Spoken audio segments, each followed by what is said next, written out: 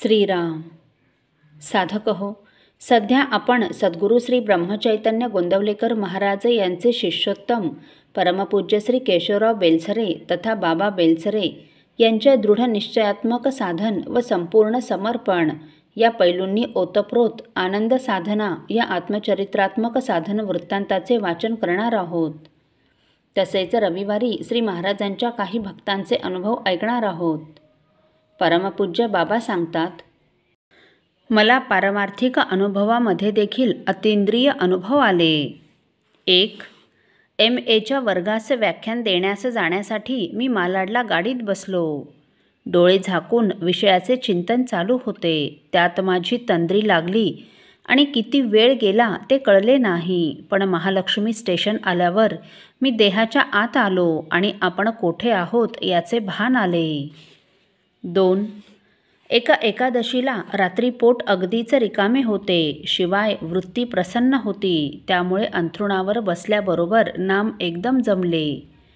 थोड्याच वेळाने मी देह नाही, मी प्रत्यक्ष आत्मा आहे असे अगदी स्वच्छपणे वाटले. पण लगेच तो अनुभव विरला आणि कामवासना जागी झाली. 3. निरूपण चालू असताना काही प्रसंगी मी स्वतः माझ्यापासून बाजूला होतो व देहातून बाहेर पडणारे विषय प्रतिपादन इतर श्रोत्यांप्रमाणे ऐकतो. 4. एकदा तुलसी रामायणातील किष्किंधा कांडाच्या आरंभी असलेला संस्कृत श्लोक मी वाचला. त्याचा अर्थ एकदम समजला. डोळ्यांनी वस्तू पाहावी तसा मला समजला. नंतर भाषांतर वाचले तेव्हा तो अर्थ अगदी तसाच आढळला. 5.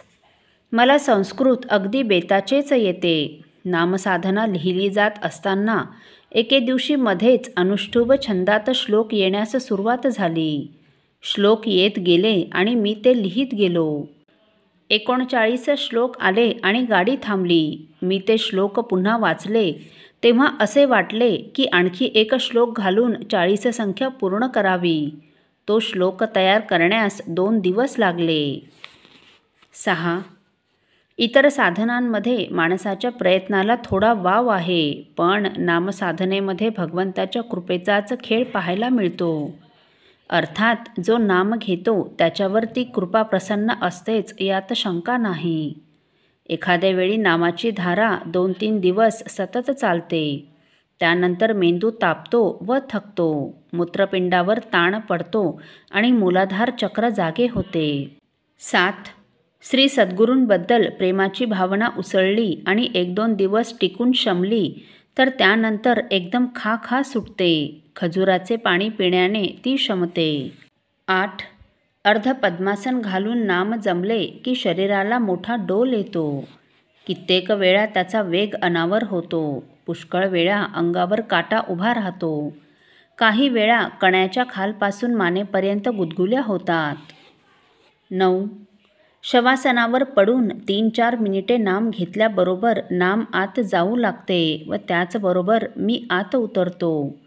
तेथे झोप नसते, तसेच जागेपण नसते. बाहेर काय चालले आहे याची अंधुक कल्पना राहते. तास सव्वा तासाने मी आपोआप बाहेर येतो. बाहेर येताना आपण बाहेर येत आहोत हे स्पष्टपणे कळते. 10.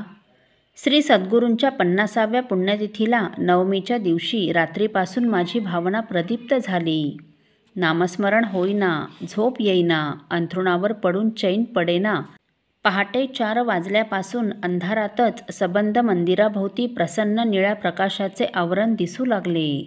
समाधीच्या जवळ ते अधिकाधिक पांढरे होत गेले. ते दृश्य दशमीस दिवसभर टिकले. रात्री ते कमी होत गेले. सन 1967 साली पुन्हा तेच दृश्य मला दिसले, पण ते कमी प्रकाशमान होते. 11. निरूपणाच्या दिवशी पहाटे माझे नाम जर उत्तम जमलेले असेल तर सकाळी सभेत आल्याबरोबर तेथील मानसिक वातावरण चटकन कळते. समोर बसलेल्या श्रोत्यांच्या मनातील शंका आपोआप माझ्या मनात येतात आणि त्यांची उत्तरे पण सुचतात. 12. एका रविवारी निरूपण चालू असताना समोर असलेली सर्व माणसे मीच आहेत असे अगदी आतून वाटले आणि क्षणभर देहभान नाहीसे झाले. तो सबंध दिवस मला फार प्रसन्नता वाटली, पण हा अनुभव फक्त एकदाच आला. असो. साधक हो, पुढील भागात देखील आपण परमपूज्य बाबांना आलेले पारमार्थिक अनुभव ऐकणार आहोत. श्रीराम समर्थ. आपल्यातील कोणा श्रींच्या भक्तांना श्रींचे काही अनुभव आले असतील तर कृपया आपण मला ते 9422843253 अथवा सुनील दादांच्या 9892608401 या व्हॉट्सअप नंबरवर कळवावेत अशी नम्र विनंती. श्रीराम समर्थ.